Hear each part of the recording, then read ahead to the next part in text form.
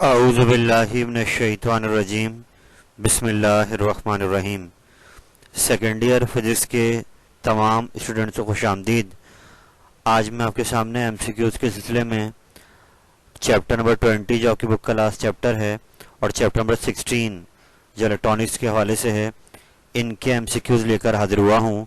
हमारे 2 चैप्टर बाकी रह गए थे, तो मैं उम्मीद करूँगा कि ये वीडियो आपके लिए बहुत कारआमद साबित होगी और आप इससे मैक्सिमम बेनिफिट उठाएंगे।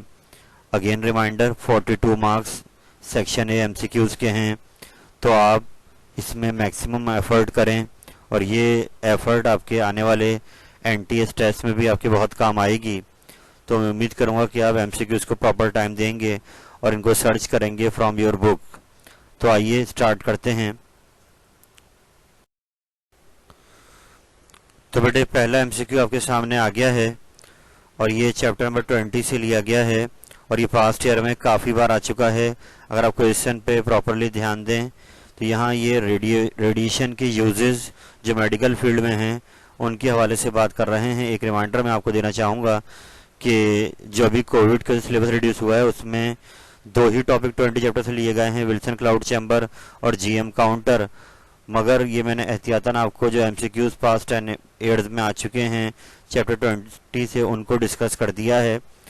तो जो एमसीक्यूज़ ज़्यादा आते हैं वो रेडिएशंस के यूजेज हैं मेडिकल फील्ड में, वहाँ से ये एमसीक्यू पास्ट में ज़्यादा आए। तो मैंने ये पहला एमसीक्यू दिया है आपके सामने कि in treating localize cancerous tumour we use a narrow beam of. तो ये रेडियोटिव आइसोटोप का इस्तेमाल मांग रहा है। कैंसरस ट्यूमर जो हो जाता है उसको लोकलाइज करने के लिए, ट्रीट करने के लिए।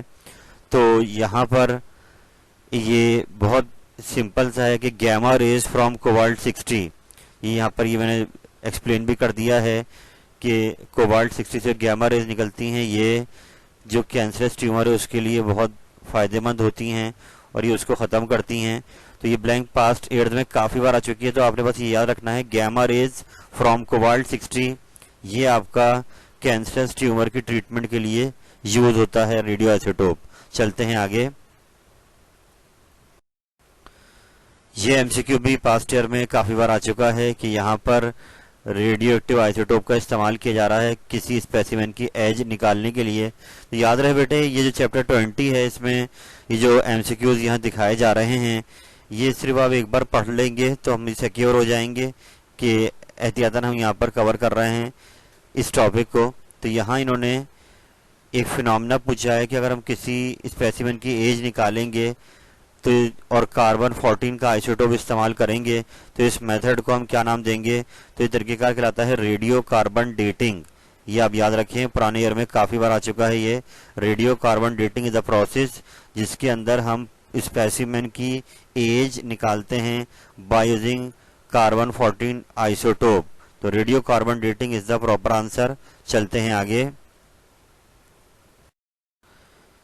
ये भी एमसीक्यू एग्जाम में आ चुका है कि rate of flow of blood in human body can be trace by using this radio isotope. तो नीचे यहाँ पे 4 रेडियो आइसोटोप के नाम दिए हुए हैं। तो इसमें सोडियम को आप याद रखें कि सोडियम 1124 ये वो आइसोटोप है जिससे हम फ्लो ऑफ ब्लड का रेट निकाल सकते हैं ह्यूमन बॉडी में। चलते हैं आगे। ये एमसीक्यू पुराने ईयर में काफ़ी बार आ चुका है कि रेडियोएक्टिव आयोडीन की बात हो रही है कि जो हम खाने में लेते हैं तो ये जाकर कहाँ डिपॉजिट हो जाता है बॉडी में? तो इसका जवाब है थायराइड ग्लैंड। ये आप याद कर लें कि जहाँ भी आयोडीन की बात हो तो थायराइड ग्लैंड को याद रखें कि ये वहाँ जाके डिपॉजिट हो जाता है। ये उन्होंने जहाँ सामने समझाया भी है कि इस तरीके से। तो खैर आप इस ब्लैंक को आयोडीन के हवाले से याद रखें कि थायराइड ग्लैंड में जाके ये डिपॉजिट हो जाता है। चलते हैं आगे। ये एमसीक्यू तो रिलेटेड है आपके रेडियो सिलेबस से ही कि यहाँ पर इन्होंने 4 इंस्ट्रूमेंट के नाम दिए हुए हैं, ऑपरेटर्स के नाम दिए हुए हैं। इनमें से पिक करना है कि कौन सा this device is used to make the path of ionizing particle visible. Ionization का फिनोमेना आपने पढ़ा है विल्सन क्लाउड चैम्बर, अगर आपको याद आ जाए तो उसमें सिचुएशन मैंने यहाँ डायग्राम दिखाई भी है इसकी कि इसमें कैमरा लगा होता है और यहाँ पर एक फ्लैश लाइट होती है, और जिस रेडियोटिव पार्टिकल को हमें स्टडी करना होता है उसको हम भेजते हैं अंदर, और जब वो आयोनाइजेशन पैटर्न करता है तो हम उसकी एक तस्वीर खींचते हैं, और उससे अंदाज़ा होता है कि आयोनाइजेशन पैटर्न किस तरीके से जा रहा है, क्या ये कंटिन्यू जा रहा है या ब्रोकन जा रहा है, और फिर हम उस तस्वीर को देखकर अपना रिजल्ट कंक्लूड करते हैं कि अंदर कौन सा रेडियोटिव पार्टिकल आयोनाइज करने आया था। तो इस ऑपरेटर्स का नाम है विल्सन क्लाउड चैम्बर। बाकी तीनों ऑप्शन इसमें गलत हैं। चलते हैं आगे। ये भी रिलेटेड है वही रेडियोटिव आइसोटोप के यूजेस से कि कैल्शियम 20Ca45 की बात कर रहा है कि जो मैन या एनिमल लेते हैं अपनी खुराक में तो उनकी क्या परसेंटेज डिपॉजिट हो जाती है यंग वन, यानी नौजवान लोगों के जो बोन्स हैं उनमें जो परसेंट डिपॉजिट होती है। तो ये याद रखें, बुक में दिया गया है 90%, या वैसे भी याद कर लीजिएगा कि 90% यंग वन में डिपॉजिट होता है, और मैंने साइड पे लिख दिया है कि 40% ओल्ड वन में डिपॉजिट होता है। यानी कि यंग वन के लिए आता है तो 90% है, और बुजुर्गों के लिए 40% है जो बोन्स में डिपॉजिट होता है ये आइसोटोप। चलते हैं आगे। अब हमने इसी सिलसिले में चैप्टर 16 को भी कनेक्ट कर दिया है। याद रहे 16 चैप्टर इलेक्ट्रॉनिक्स का पोर्शन है, और ये जो रिड्यूस सिलेबस में टॉपिक इससे लिया गया है ट्रांजिस्टर या मॉड्यूलेशन, तो ये कनेक्टेड है इन छोटे टॉपिक से, तो इनको वैसे भी आपको पढ़ना ज़रूरी है ताकि आपको ट्रांजिस्टर समझ में आए। तो यही पहली ब्लैंक एग्जाम में बहुत बार आ चुकी है पास्ट ईयर में कि पीएन जंक्शन डायोड की बात कर रहा है कि पीएन जंक्शन का इस्तेमाल इन चार नीचे उन्होंने इंस्ट्रूमेंट दिए हुए हैं उसमें कहाँ होता है। तो याद रखें, एक टॉपिक आप पढ़ेंगे रेक्टिफिकेशन, उसमें ये होता है कि हम ऑल्टरनेटिंग करंट को कन्वर्ट करते हैं डायरेक्ट करंट में, तो उसमें हम पीएन डायोड का इस्तेमाल करते हैं। और ये दो टाइप का होता है कि हाफ वेव रेक्टिफाई होगी, तो ये देख सकते हैं हाफ वेव हो गई, और ये फुल वेव में इस्तेमाल होता है। तो हाफ और फुल वेव दोनों में हम ये पीएन डायोड, सिंबल है पी मतलब पी टाइप, एन मतलब एन टाइप, तो ये पीएन डायोड को लगाते हैं। तो यहाँ पर करेक्ट ऑप्शन आपका रेक्टिफायर आएगा कि रेक्टिफिकेशन के प्रोसेस में पीएन डायोड का इस्तेमाल होता है जो कि करंट की डायरेक्शन को चेंज करता है। तो इसलिए रेक्टिफिकेशन या रेक्टिफायर आपका इस ब्लैंक का करेक्ट आंसर है। चलते हैं आगे। ये एमसीक्यू भी बेटे बहुत बार आ चुका है पास्ट ईयर में। इसका जो न्यूमेरिकल भी 16 चैप्टर में है कि इलेक्ट्रोमैग्नेटिक वेव की स्पीड का फॉर्मूला बताइए, तो ये पहला ही ऑप्शन इसका करेक्ट है, यानी 1/√μ नॉट एप्सिलॉन नॉट। और ये मैंने नीचे निकाल के भी बताया आपको कि इस तरीके से फॉर्मूला रखी गई वैल्यू, तो 3 एक्सपोनेंशियल 8 आई इलेक्ट्रोमैग्नेटिक वेव्स क्या होती हैं साइड पे दिखाई जा रही हैं। तो ये फॉर्मूला भी याद रखें, और बेटे याद रखें ये मुख्तलिफ फॉर्म में आपके एग्जाम में आ सकता है। जैसे रूट सब पे लगा आ जाए तो वो तब भी 1 का रूट वही होगा, तो वही ऑप्शन करेक्ट होगा। या फिर ये रूट की पावर हाफ होती है तो ये ऊपर ले जाए तो पावर -½ आ जाएगी। तो थोड़ा मैथमेटिक्स का इस्तेमाल कीजिएगा कि मुख्तलिफ अंदाज से 1/ ये इसके ऊपर पावर हाफ लगा सकता है रूट को हटाकर, लेकिन ऑप्शन यही करेक्ट है पहला वाला। इसको अंदाज लिखने के चेंज हो सकते हैं, लेकिन आपने बस इसको याद रखना है। तो ये पहला ऑप्शन इसका करेक्ट आंसर है। चलते हैं आगे। नेक्स्ट क्वेश्चन भी रिलेटेड है आपके चैप्टर नंबर 16 से, जहां पर आपसे पूछ रहा है कि बताइए सेमीकंडक्टर के केस में अगर हम टेम्परेचर को बढ़ाएं उस सेमीकंडक्टर के तो उसके रेजिस्टेंस पे क्या फर्क पड़ेगा। तो बेटे याद रखें चैप्टर 13 जो आपने पढ़ा है वहां पर रेजिस्टेंस का ताल्लुक टेम्परेचर से आ रहा था, लेकिन वो कंडक्टर के केस में था बेटे। कंडक्टर के केस में तो रेजिस्टेंस आप बढ़ाएंगे, तो यहाँ दिखा भी रहे होंगे डायग्राम के अंदर, तो आपकी टेम्परेचर बढ़ने से रेजिस्टेंस में इजाफा हो रहा है।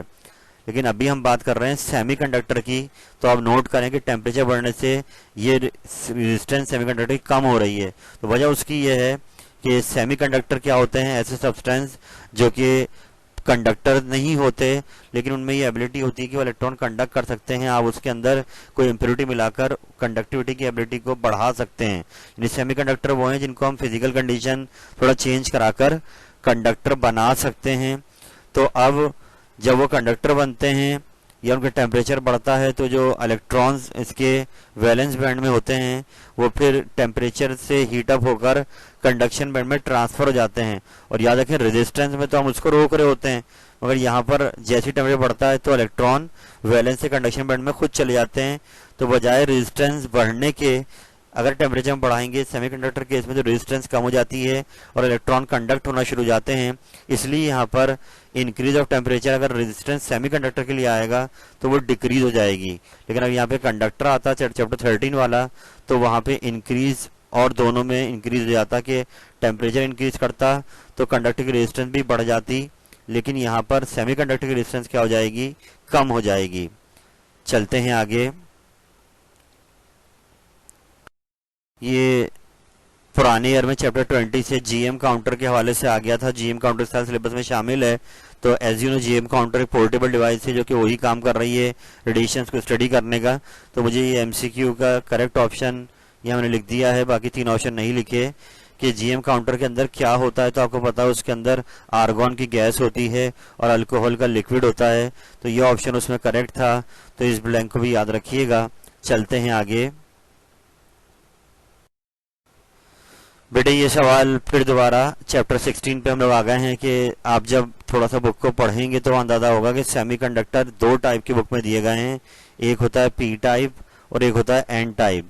तो यहाँ पर ये पी टाइप सेमीकंडक्टर से मुतालिक पूछ रहा है कि उसके अंदर जो मेजॉरिटी चार्ज कैरियर्स होते हैं वो क्या होते हैं। तो बेटे जब इसको थोड़ा बुक से देखेंगे तो आपको अंदाजा होगा कि पी टाइप सेमीकंडक्टर होते क्या हैं कि जब हम ग्रुप 4 सिलिकॉन को ऐड करा देते हैं सिलिकॉन के अंदर, आप ग्रुप 3 को अगर ऐड कराएंगे, जैसे यहाँ पे उन्होंने दिखाया होगा कि बोरोन ग्रुप 3 का एलिमेंट है, तो उसको अगर सिलिकॉन में ऐड कराएं तो जो नया तैयार होगा आपके पास जो भी कंपाउंड, तो उसके अंदर एक डेफिशिएंसी रह जाएगी।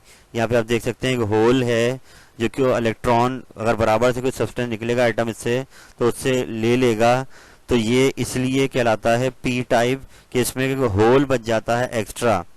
यहाँ भी दिखाया गया कि होल्स आप देख सकते हैं, ये वैकेंसी है, इलेक्ट्रॉन जब हटता है तो वहाँ पर प्लस चार्ज के बजाय होल आ जाते हैं।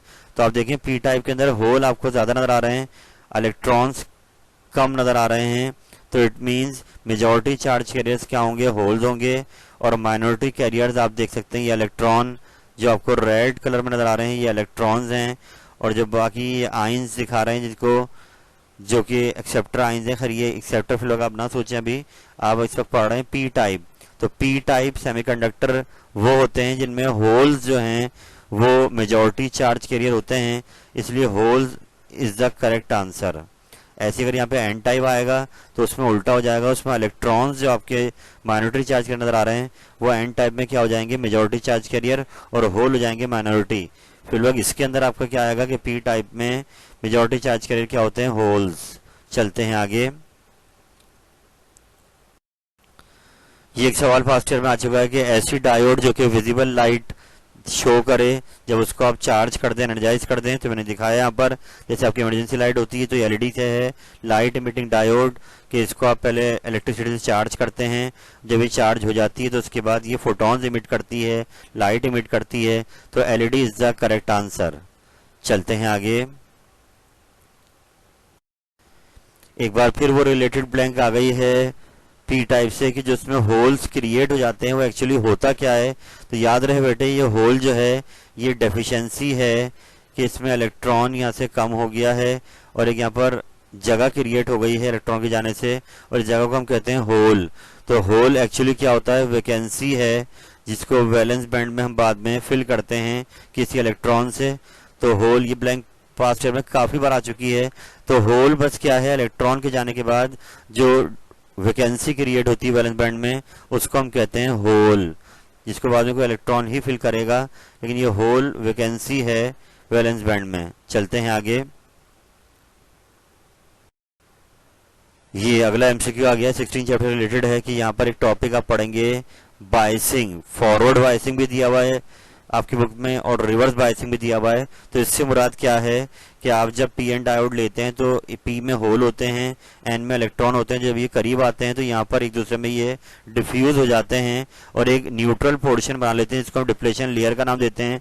और जब ये डिप्लेशन लेयर तैयार हो जाती है तो फिर ये पी टाइप और एन टाइप आपस में माइग्रेट नहीं होते। तो अब इनको अगर हमें करंट चलाना हो, चार्जेस को रन कराना हो, तो फिर हम यहाँ से नीचे एक वोल्टेज देते हैं ताकि बैरियर टूटे। तो वोल्टेज देने के दो तरीके हैं, रिवर्स बायसिंग है, फॉरवर्ड बायसिंग। तो इस वक्त यहाँ पर पूछ रहा है कि आप अप्लाई करें electric potential across the diode.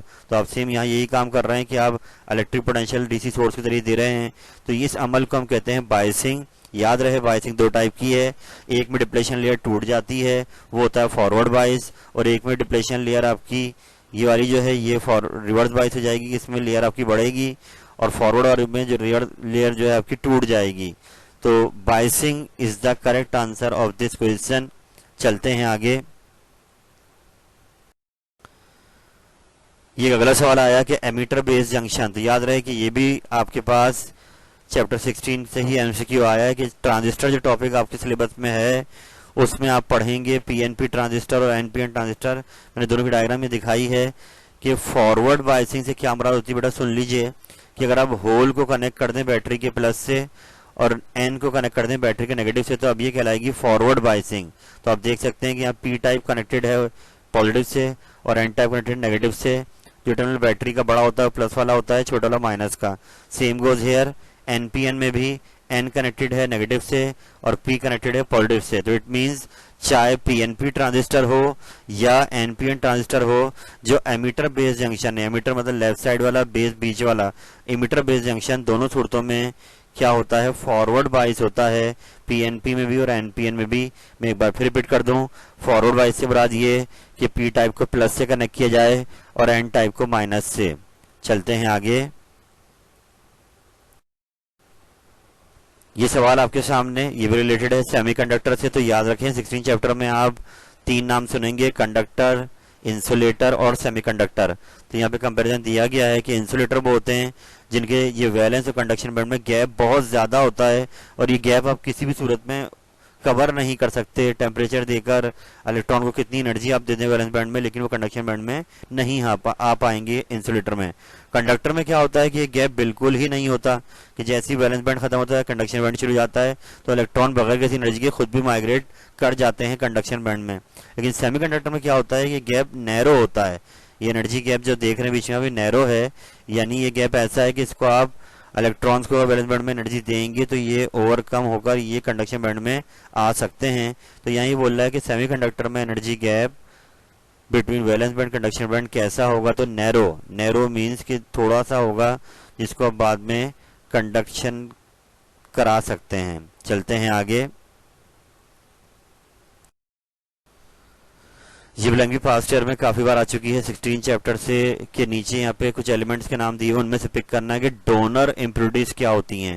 बेटे ये मैंने डायग्राम बना के दिखाई कि आप जब पढ़ेंगे 16 चैप्टर में तो 2 टाइप के सब्सटेंस होते हैं, पी टाइप और एक एन टाइप। तो पी टाइप वाले में क्या होता है कि होल बच रहा होता है एक्स्ट्रा, एन टाइप वाले में क्या होता है कि इलेक्ट्रॉन बच रहा होता है एक्स्ट्रा। और ये डोनर इसलिए होते हैं कि इलेक्ट्रॉन बराबर में किसी को भी डोनेट कर सकता है, क्योंकि ये इसके लिए फ्री इलेक्ट्रॉन है। कोई बराबर सब्सटेंस चाहे कि उसका इलेक्ट्रॉन लेना तो ये उनको डोनेट कर सकता है। तो ये डोनर इम्प्योरिटीज का ताल्लुक हो गया एन टाइप सब्सटेंस से, यानी कहलाते हैं एन टाइप सब्सटेंस जिसमें एक इलेक्ट्रॉन एक्स्ट्रा होता है। और ये कब बनते हैं, जब सिलिकॉन यानी ग्रुप 4 में ग्रुप 5 का कोई एलिमेंट आर्सेनिक या एंटीमनी आप उठाएं तो चार तो आपस में बॉन्ड बना लेंगे, लेकिन एक एक्स्ट्रा जो है ग्रुप 5 वाला इलेक्ट्रॉन वो रह जाएगा। तो यहाँ ये पूछ रहा है कि नीचे उन्होंने 4 ऑप्शंस दिए हुए हैं, इनमें डोनर कौन है।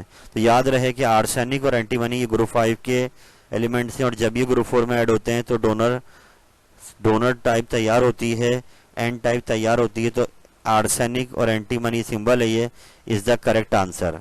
चलते हैं आगे।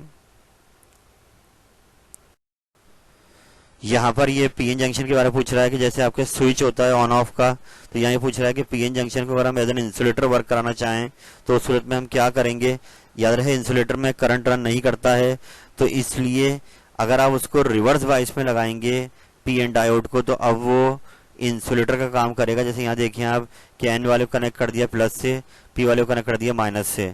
तो अगर ये सिचुएशन हो जाए कि एन और पी के जो टर्मिनल में अपोजिट आप लगा दें, रिवर्स बायसिंग कर दें, तो इस सूरत में पीएन डायोड कंडक्टर काम नहीं करेगी बल्कि काम करेगी इंसुलेटर का। याद रहे अगर यहाँ पे कंडक्टर आ जाएगा तो वो क्या हो जाएगा, फॉरवर्ड बायस हो जाएगा। अल्हम्दुलिल्लाह मेरे बेटे, मैंने आपके सामने आपके सेकेंडरी फिजिक्स के तकरीबन हर चैप्टर के एमसीक्यूज की शुरुआत ले ली है।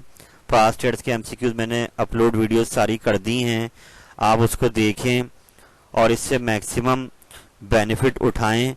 एक रिमाइंडर मैं आपको देना चाहूँगा कि स्टिल कुछ एमसीक्यूज और पुराने सालों के बाकी हैं, तो मैं कुछ कंबाइन चैप्टर्स मिलाकर वो वीडियो बना दूंगा, जिनमें जो मुझे पीछे डेटा मिलता जाएगा पुराना वो मैं ऐड करता जाऊंगा और हम वो उनको भी कवर करने की कोशिश करेंगे। याद रहे बेटे, एक एक नंबर बहुत कीमती है। ये 42 मार्क्स आपके कैरियर के लिए, आपके वालिदैन के जो ख्वाब उन्होंने देखे हैं उसके लिए बहुत ज़्यादा मायने रखते हैं। मैं उम्मीद करूंगा कि आप इस वीडियो से मैक्सिमम फ़ायदा उठाएंगे। अल्लाह ताला आपका हामी नासिर हो। फ़ी अमानिल्लाह।